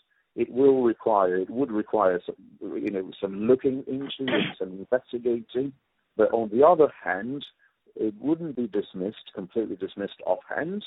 But halachically, I think it would be very, very hard to all of a sudden simply take that person's word as emes amisei and prevent the appointment from even happening. So, Dayan, I have a few questions. When the Shulchan Aruch in Nun Gimel speaks about a Shliach Tzibur, the Shulchan Aruch differentiates between an appointment, which is pre facto, and a removal, which is post facto. And on a removal, he says you would need Eidim, or maybe a Kala Delay Pasik. But for appointment, he says Haitzi Alav Shem Ra, which would seem to be less than Eidim, like sort of like Senator Collins. Senator Murkowski said, like when we want to appoint somebody like this, why go there when there are rumors? So my question is, halachically, what would constitute pre-appointment? And there have, like you say, there have been cases in both continents, ours as well as yours, of Rabbanim who have been accused post-Hismanus of something. But I think post-Hismanus is a whole different chaimer, a different gravitas than pre-Hismanus. So what would constitute Shem Ra? But you mentioned something which is very poignant, which is a kolek delay pasik. That, for example, that is something in Halacha, in various places in Halacha, the poskim mention kolek delay pasik, something that has relevance. It's a constant rumor. It is something, but simply all of a sudden, out of left field, 37 years later, one single person makes an accusation. And again, let me emphasize this because it's a very sensitive issue. I don't want to. Shouldn't sound like I'm making light of the situation. Based on a single accusation of one person, I don't think it has the necessary weight to immediately prevent an appointment from happening. If it is something that has been going on, if it's something, there are always rumors about this person, and it can't be corroborated, it can't be substantiated, but you always have rumors about this person, and, they come and they go, That is a different scenario altogether, and I completely agree with you. But Dayan, let's assume there is no, because the Shulchan Aruch seems to give three different parameters, at least in Eid Echad, a Shem Ra, a Kala Delay Pasuk, a rumor that's continual, and three where there's Eidim. So clearly there's no Eidim here. I think it would be hard to make the case that's a Kala Delay Pasuk. It's a Khal that just popped out of nowhere. But when the Shulchan Aruch in Siman Nun Gimel, and I'll read it, it says, Shliach Tzibur Tzarech Sheyeh Hagain. The Eze Hagain, Sheyeh Reikan Me Averes, he should not have Averes, V'shelo Yetze Alav Shem Ra. So my question is, if one accuser comes forward, would that constitute, well, now he has a Shem Ra? Does he? I'm not so sure. Do you need for Shem Ra? Would you need two Eidim? Do you need something more substantial to create a Shem Ra? I think you need something more substantial. I think based on one single accusation, I don't think we can immediately ascribe this person. All of a sudden, especially if it's someone who is known in the Kehilath, someone who's known in the Kehilath and is being shliach tzibur in different places, and he's progressed in his career, and now all of a sudden he's going to be appointed as the chief cantor of the great synagogue wherever it is. And then there is one person saying, you know what, 37 years ago he misbehaved and he did something terrible to me, and you should not appoint this person. And on the other hand, you have decades of service in the public sphere, in the community, and an unblemished record. No accusations up to that moment. One single person coming up, halachically, I can't see one single accusation without any further corroboration as being carrying so much weight as to give this person a shemra. Okay. There might be a question mark. There might be a question mark associated with this person's name, and as I said, depending on the credibility of the accusation, and all of nowadays, especially when it comes to accusations of that specific nature, the Rabbonim, the Dayanim, the Batei across the world have made it abundantly clear that it's something that needs to be taken into account, needs to be taken into consideration, investigated. It can't be simply dismissed. We have to relate and support the victims of such tragedies, and even in the stage of an accusation, we look into the situation. But as Rabbi Yosef says over there, and Rav Moshe Weiss also writes a very, very powerful tshuva, asked about the same thing. It's published in the same Kuntres Jeshurun, volume 15. Rav Moshe Weiss also mentions there, both of them mentioning, arriving in a way at the same conclusion. They say that it is very easy to destroy someone's life, to make someone's life a living hell, if an accusation all of a sudden becomes an affirmed reality regarding that person. Now, let me add on.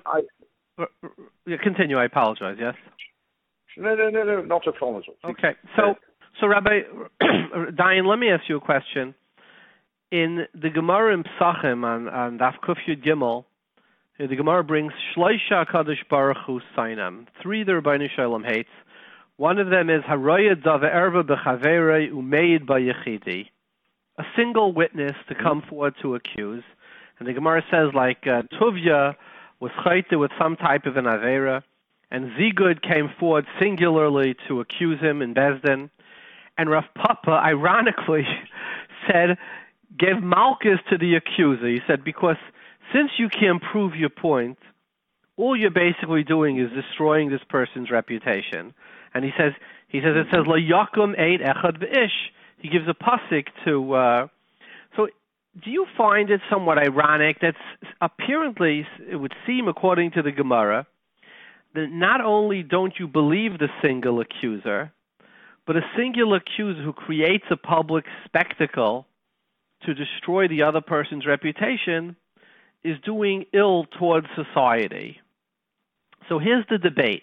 On one hand, or I'm not ill towards society, is doing ill towards the accused. They're basically using the public microphone as a way to destroy somebody's reputation. So they say they give Malchus to the accuser. So how do we balance, on one hand, the need to protect society from, be it pedophiles, molesters, or in this case, attackers, right? Alleged attackers, vis-a-vis the need to.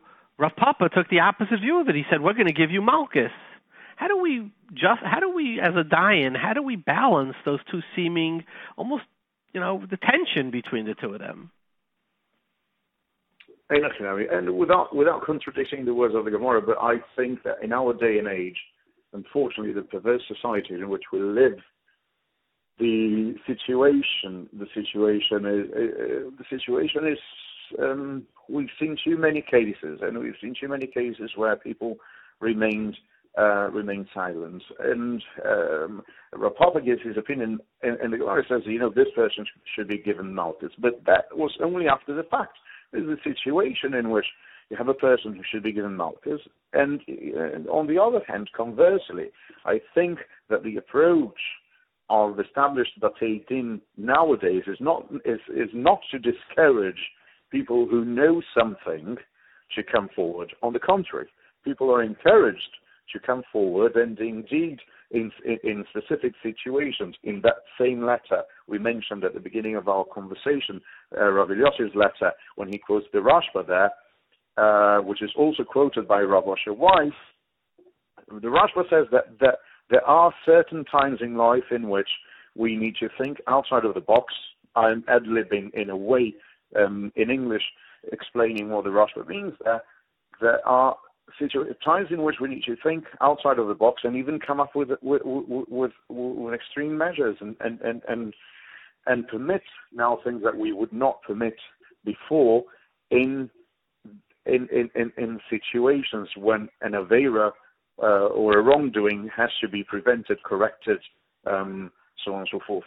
So, whereas, and that is probably a tremendous part of the avoider of a Beis Din in establishing the credibility of the person who is coming and who is conveying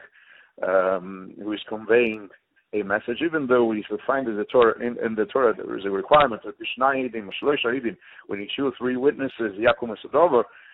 However, in a situation like this, and it's quite interesting, the American the hearing over the American judicial system is makpid in a way on swearing to tell the truth, nothing but the truth, so on and so forth.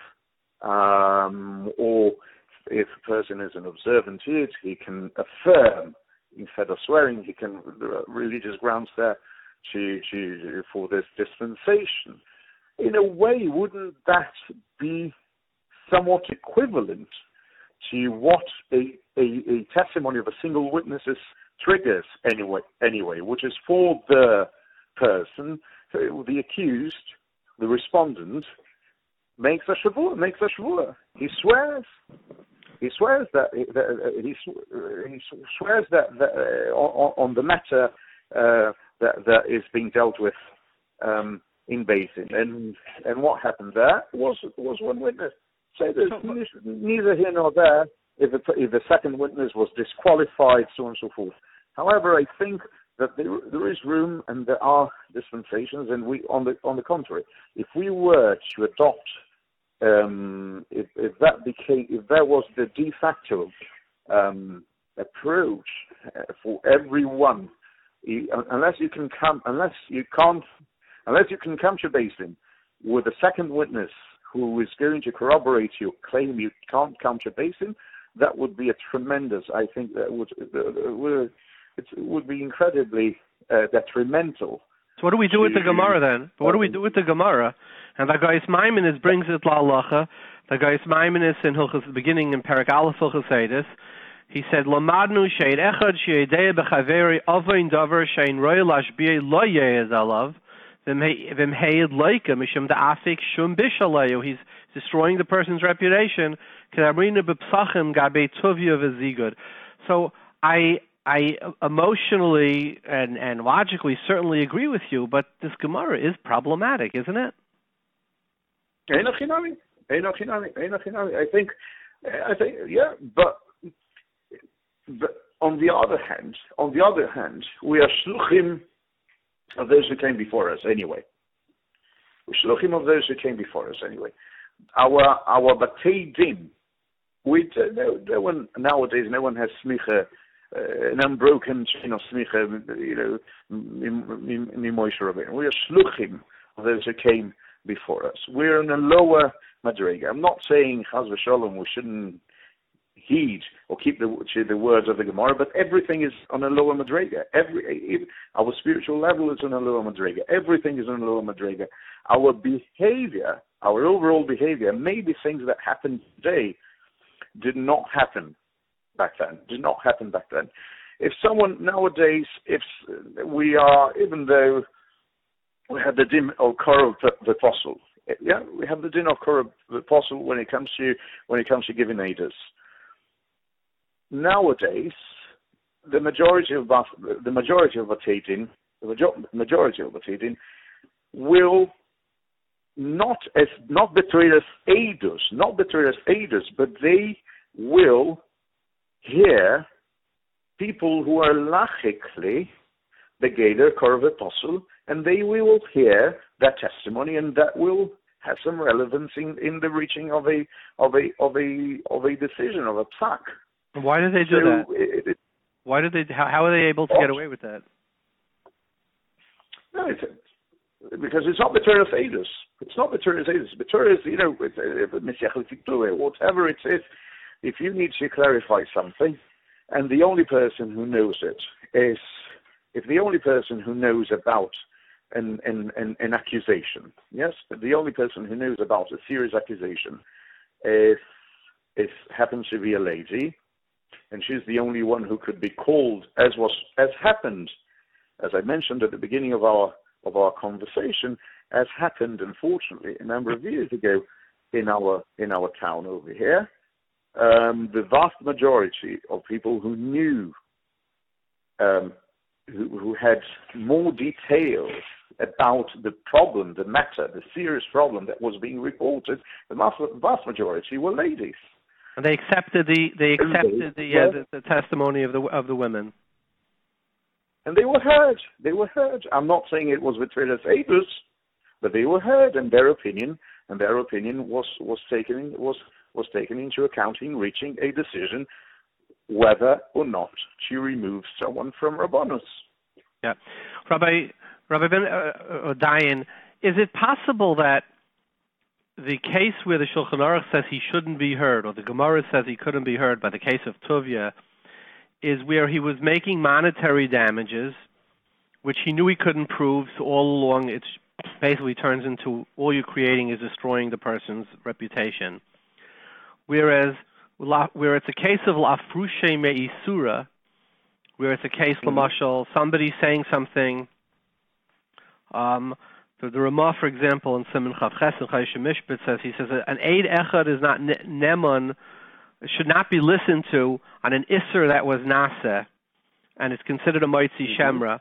But he says if it's lafrushe me'isura yachel l'hayed. So could the argument be made that all these, let's say, children, a child who comes forth with an accusation, he would have a right to go to Beis Din because he's saying lafrushe me'isura, this could happen to another child, or if it would be a case of a Rav who a woman says, or whoever it may be, attacked, or he's saying he may attack somebody else. Would you consider that maybe it has a din of lafrushe me'isura on the haba, on the future? And it's a way of protecting society. Absolutely. It's a tikkun for the society. Absolutely. Let me share with you a story that happened. Well, it's not a story. It's a case that happened some around 9-10 years ago. It was a young boy, a young bocher who was about to be married. And he was at the time maybe 20, maybe 21, had been to yeshiva, Baal Tshuva, had been to yeshiva. He was introduced to a very nice young lady, Baal Tshuva as well, had been to Sem, and they decided that they were going to get married. Very good. Now, someone, out of the blue, a third party, came to one of the Rabbonim in the town and said, this person, I want to tell you something, this bocher is not really Jewish. Why is he not Jewish? Because his mother was adopted as a 3-day-old baby by the parents, but her parents were Holocaust survivors. They survived Auschwitz, and they were experimented on by Mengele, Machshalim Zichrei, and as a result, she couldn't have any children. And I know this for a fact because this lady, the survivor, was very good friends with my mother, and my mother told me. So I'm now doing a service. I'm protecting the Yiddish Kehilath. There should be no tarevis. And I'm telling you, Rabbi so-and-so, that this boy is not really Jewish. Let me ask you this. What's the halachic status now of this boy? Well, I think, don't we say to passel a person, you need to aid them, don't you? Oh, so that, and besides, there was a chazaka. The mother, it was the first time in 50 years, that this subject was being brought to anyone's attention. Where did this man get his information from? From his mother, who told him 50 years ago. It became, in a way, it split the Rabbonim of the city. So I proposed, you know what? Let's do something. Let's agree on someone, and everyone, and the child is going to be presented to that Godel, and whatever that Godel says, that's what you shall do. So the agreement was that they would ask Rav Osher Weiss this question. Rav Osher, in a very, very precise tshuva, he said, that there is absolutely nothing here but Shmuis and Moiti Shemra and Rechilus.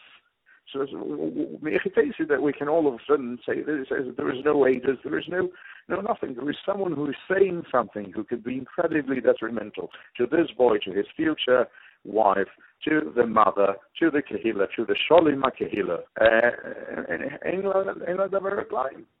Why? Because all of a sudden, someone is venturing the possibility that this ever happens. So no, shouldn't listen to, and he writes that, and it's a mitzvah for one of the Choshev Rabbonim of the city should be his Masada Kiddushin, so as to affirm that there should be no further tickpoke on this boy's Jewishness. So in closing, Dayan, when somebody comes forward, a child comes forward, and he says, you know what, somebody did so and so to me, right? And it starts a rumor, right? Do we say, well, there's no ages here. You have the Gemara that says, do we say, let's protect society? It's going to be very hard with a child. This is a 6-year-old or an 8-year-old or a 10-year-old child to get a corroboration because these things are done b'tzina. Or a woman comes. Would you say that the American system did the right thing in this case, which is, look, we can't destroy somebody's reputation based upon, quote unquote, an allegation. That's what the din is of lo yakum Eid Echad bish. What we should do is, in effect, ask the FBI to investigate, and absent the corroboration, what occurred basically here in the United States is almost in direct line with what halachically would occur. Well, as I said, I'm not American, so I don't want to I don't want to say anything that might sound as if I'm criticizing America or the system. I think from an outsider's perspective and from a halachic perspective, to play this out in the court of public opinion, I think, and I understand the political machinery behind it, and that is probably the reason why it was dealt with the way it was. But putting that to one side for a second, if that situation happened in a community, I think even be it with a child or with a woman or with a man, I think the allegation should be probably not 37 years later, but even if it is 37 years later, I think it should be brought to the attention of a reputable Bais Din or Das Torah in town, who should, in a diligent but discreet manner, so as to protect the actors involved, should do his due diligence, or the Bais Din should be doing their due diligence in analyzing the situation, ascertaining the facts, and then deciding on the matter, if the matter is to be handled one way or another way. If it is a situation, as has happened a very public case in America in the 80s of someone who ended up relocating to Eretz Yisrael, and warnings were sent to Eretz Yisrael. About that, say the Haregis published a track about this person. If the conclusion of the investigation, of the best investigation, is that this person is really a danger to society, then it should be made public. It should be made widely public, and everyone should know about it, because then you're protecting society. But merely to destroy someone's reputation based on something that is, as yet, at the time of the accusation, uncorroborated, from a halachic standpoint, I think it is mamish. It's terrible. It would be absolutely terrible if the person did. If the conclusion of the basing is that those allegations are indeed a reality, and the person is a serious or repeated offender, then Bezin should go to any length to ensure that this person will not be mistaken, not endanger society, the place where he lives. Well, Dayan, thank you very much. It's been an honor to have you on with us. Thank you so much, Reb David. A real pleasure, and I wish you bracha v'atzlacha in every single one of your endeavors, and long may they continue. Amen. Khal tova, good job.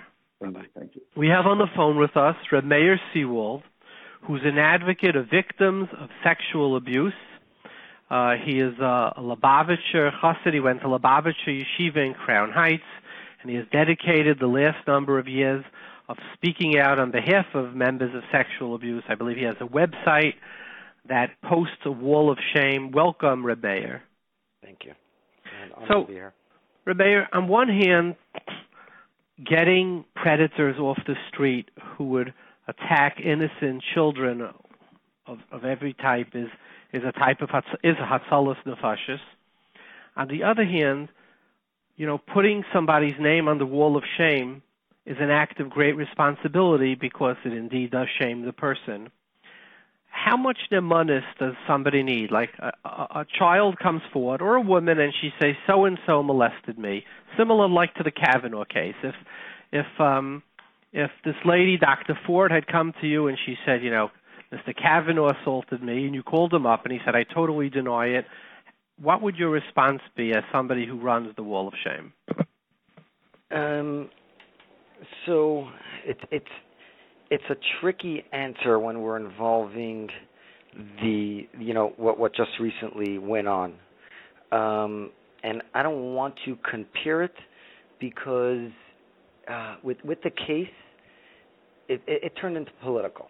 It's the Republicans versus the Democrats, which I don't know much about, and I'm going to give you an example of a real case. If somebody comes forward to us and they make a complaint, if it's a child, as mandated reporters, it must be reported to law enforcement. They are the professionals that are trained to deal and interview children, and there's a thorough process.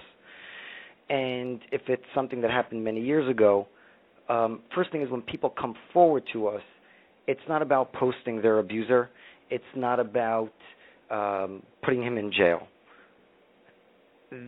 One of the first things that come out of their mouth of any victim, survivors that come forward, is, I'm sorry for taking your time, I'm sorry for bothering you. And they come forward that they want to make sure that the person that abused them is not doing this to anybody else. They're not, most 99% of those that come forward, it's not about revenge. It's about making sure that other children are safe. What happens if the person denies it? So we do an investigation. I'll give you an example. We had an individual, I'm not going to say any names here, but we had an individual who we had an accusation. There's an accusation about him. We started, speaking to other classmates. We found another victim. We spoke to about 200 kids that went through his class, and we found a total of 9 or 10. So none of them wanted to really go forward, and they basically, only one of them wanted to go forward. If he would go forward if the person would not, if the person would guarantee not to work with children. He didn't want to even put another yid in jail, and it ended up this person went and continued to work, and we confronted him. He didn't want to speak to us. Meir, I think that the vast majority of our listenership would agree, at least I think those who have moyach b'chad kadam, that if there are 9 children who corroborate something, it's al pi shnayim eidim yakum davar, 2 is enough. What happens if you would have a simple he said, she said? So a simple he said, she said, we would investigate, try to find others. When there's one, there's many times others, and we would confront the person. We would speak to the individual. But many of them do speak about it, and it's very hard when it's just one accusation. What do you do? What do you do? So on one hand, you believe the accuser, but the other person, the accused, vehemently denies it, and pishnayim edim yakum davar. If we ruin a person's life or do severe damage, LP1, it's very problematic halachically. What do you do? There's no corroboration. Similar to the case like we just had, there was nobody to corroborate what she said. Right. So in that case, there was many different. But assume it would be without all the political. Without all the political is still making a statement on it. But by us, if one person would just come forward, make a complaint about somebody, there is nothing. We would tell them to, we would hold their hand while they go to law enforcement and let them deal with it. And if they, we would confront, we would speak to the person. But even when you speak to the person, not every single person is going on the wall of shame. And sometimes people say more, sometimes people say less. And the time it even comes to an individual getting to our wall of shame, it goes through a thorough process. So I'm saying, so one-on-one, would you do it or not? I'm just trying to get... I wouldn't, I don't give the haskama. If somebody goes on the wall of shame, we have 7 board members that review it. 2 of them are rabbanim. We have a prosecutor. We have 2 therapists that treat victims. But Rabbi, you've been doing this now for 6 years or 9 years, whatever, and I think it's an act of atzalos nefashos. So you're not getting a hostile questioner from me. But I just, out of curiosity, you've seen this many times. Have you had a case where it was one-on-one, you couldn't corroborate it? Would you, with the one-on-one uncorroborated, historically, has your board ever put somebody on the wall of shame? Offhand, I don't believe so. Now, are the Rabbanim, are they public, or do they keep it private who your Rabbanim are? So we have a public board, and then we have the private board that reviews the cases. And if everybody knew who reviewed the cases, they would be getting called 50 times a day. Even our board members still get harassed. Who are there any Rabbanim on your board members? Yes. So Rabbi Yosef Blau from YU, and Rabbi Elchanan Tauber from Los Angeles. Okay. It sounds like to you feel like you do need corroboration. You're telling me that besides one person say so. Correct, but even somebody coming forward to us, it's also about whether we're going to believe and we're going to support victims. Should we support every single one that comes forward? Now, in our community, those that come forward, it comes with a heavy price. We're many years behind where someone can come forward and people will look at him or her as a hero and you did the right thing. Right now, if you come forward, you have the chance of being ostracized in the community. You're going to get your family, your kids, intimidation, harassment. People are going to look at every skeleton in your closet to show how you are not trustworthy. And that's, I wasn't, maybe I was a child, but I've heard that, to give an example, children that were Down syndrome, and you can, if this is wrong, please correct me, 20, 30 years ago, the people would actually give their children up to adoption because it was such an embarrassment. And today's day and age, you're having videos, music videos with Shweki, Avram Fried. You have, people are joining Chai Lifeline, Friendship Circle, working with children with disabilities, and it became this thing. So if unfortunately it comes to that point, and it's so much, I believe we have a more chance of dealing with more false accusations then, when it's something that is like that, than dealing with right now. Because right now there's nothing to gain coming forward as a victim in the Jewish community. So let me ask you 2 things. One is, in your history of doing this for, I think you said 9 years, I don't remember, how many years? 7 years. 7 years. Have you had false accusations? Or what percentage is it false versus true after you've done your bedikas? What percentage? There were some divorce cases that we dealt with. Okay, well, divorce is suspect. They use it as a weapon. But outside of divorce, where in every divorce or in every second divorce, the husband is molesting 6-month-olds, or it's very common, and it borders on the absurd. But outside of divorce, have you had false accusations? That I fully investigated, and it came out to be false. To be completely honest with you, that I fully investigated, I don't think there was even one. So you're saying that the vast majority, in fact, you're saying when people accuse, given the price they have to pay in our community, they're telling the truth. Yes. The truth is we have a serious problem on our hands. We have an epidemic on our hands. And it's up to our leaders, our askanim, our arbanim, to really, really step forward, not with meetings, not with drafting any sort of statements and saying, report. It's actually standing up publicly and saying, we admit we have this problem. We are not like other nations of this world, and we have to be rid of this problem. And going forward, if you are a victim of child sexual abuse, you don't go to a Rav. You don't go to Shmira or Shemrim. You don't even go to JCW. You go straight to the police department. They will investigate. And anybody in the community that will intimidate, harass, try to ostracize the victims or their families, whether it's a yeshiva, a community member, no matter who they are or what they are, they will be ostracized instead. When the tables are turned of that, and they come clean, and the abusers that are known about, those that are a danger to society, are put out there, then we can show we're not like the others. The secrets don't get better with age, and we are only as sick as our secrets. And it's possibly worse by us than it is even worse than in other communities. And else to go back.